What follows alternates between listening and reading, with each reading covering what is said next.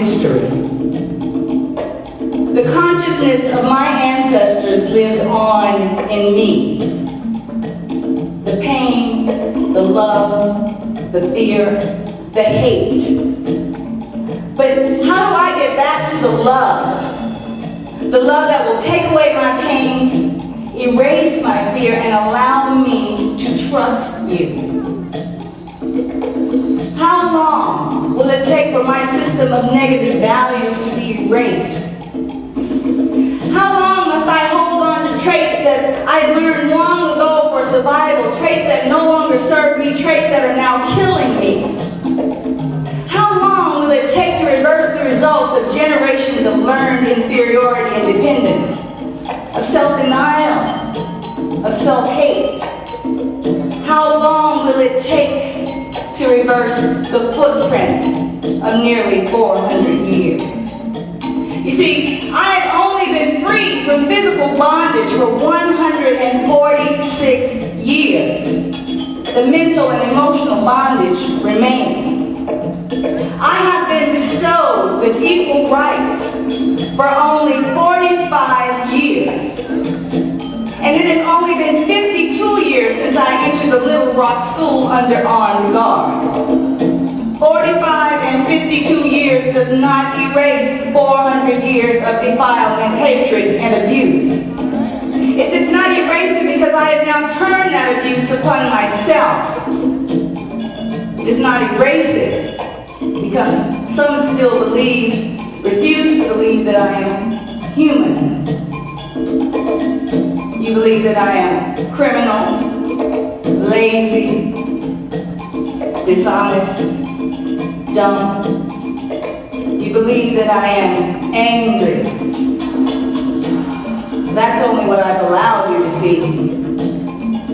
It's easy to believe me angry and dangerous. That relieves you of the necessity to take a closer look. It makes it easier to dismiss me. But would it surprise you to know how much I'm hurt?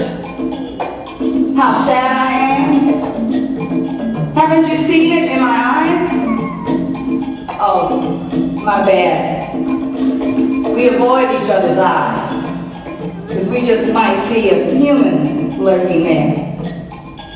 You see, I deal with my pain and hopelessness by hiding behind my mask of anger, but it's not just from you I hide from myself. The laughter has ceased to work. I shuffle, shuck, and jive no more. This frightens you, but don't be afraid. It's like the Elephant Man said, I am not an animal. I'm just a human being. See, it's been hard for me to realize that you will only treat me as well as I treat myself. See, because you know what I'm saying? I'm all about respect, you know what I'm saying? And I always think it's on you to give it to me, but you will only give me the respect that I give myself. And the kind of respect that I desire from you is not the type to be obtained at gunpoint, nor is it the kind that can be purchased, but it is the sort that is rooted in basic human kindness and love for a fellow man. Maybe I need to learn that loving my fellow man does not make me weak, but renders me strong. See, I can't ever be weak. I don't want you to hurt me anymore. I am afraid. How do I gather the ingredients in my life that will validate my power, exemplify my faith, and gather the ingredients that will propel me forward to a better life? For I do possess these traits left over from long ago when I ruled great civilizations. I've just been away from them for so long. Help me to uncover the voices of my ancestors, for I can barely hear them. The others shout so loudly. Those of the MOD mentality that tells me to get mine and by whatever means necessary to whoop that trick and to die and choose death before humility. You see, I need your help, or I will never ask you for it. So help me. Help me to develop the independent thought and action that I was denied for so long, a healthy self-image. Help me. Help me to avail myself of the gifts bequeathed to me in the blood of my predecessors professors, education, religion, the right to vote. Help me. Help me to overcome the numbness of my murdered spirit so that I can break through this trance. Help me. Help me to recognize and overcome my shame, the shame I feel when I see my reflection in your eyes. The reflection tells me that I am of no value, that I am a mistake, and that I am not worth saving. Help me. Help me when I see the reflection in my own mirror that tells me the same thing. Destroying you and me to get away from my reflection will never take away my pain. Because when I harm you, I harm myself, and I dishonor the Great Spirit. So I must return to the source. And my hope lies within my own spirit, which is a direct reflection of yours, for we are the same, you and I. And when I harm you, I dishonor myself. When I can tap into my power, I will no longer look to you for my needs to be met. We will no longer have to avoid each other's eyes. And I can then carry myself in such a way that I never need to demand respect from anyone ever again. For it would be given to me. Why you wanna fly, blackbird? You ain't never gonna fly. Why you wanna fly, blackbird? You ain't never gonna fly. You see, she never heard them coming. Like locusts swarming through open fields, when they finished with her body, they had left her like scum attached to her bathtub.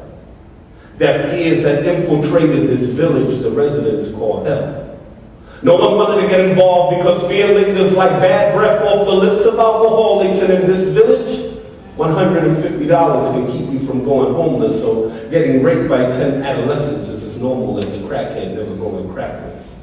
You see, 35 years of struggle could have never prepared her for the powerlessness she was about to endure. Because the ghetto's only cure for surgical cuts are these non-sticking band-aids that never heal emotional wounds. So when 10 young men raid the home of this hopeless woman and her child, the only thing the neighbors could say was, what else is new?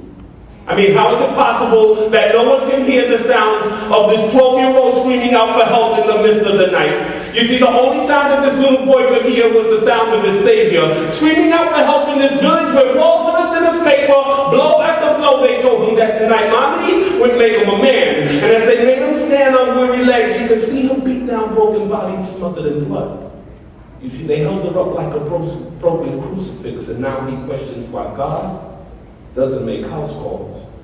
You see, I know he wished he was born like one of those rich kids on the outskirts of this village, but sometimes in life, cards get dealt and you have to play through, because folding is not an option. And in this village where hopes get aborted and dreams get adopted, the only thing that this mother and son could pray for is that they would still be alive when support came to stop this. You see, I know God shed a tear that night because he felt so damn hopeless.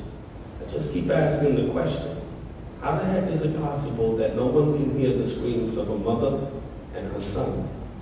So while flies hover over dirty diapers and gold grills linger in this village the residents call hell, I can tell you tales of why ghetto life is so hard for boys in the hood, but that title just got a different meaning. And if you listen to this poem, you probably heard her screaming, I'm just dreaming for better days for tomorrow. Because today, this village got notice that heaven just got a little further away.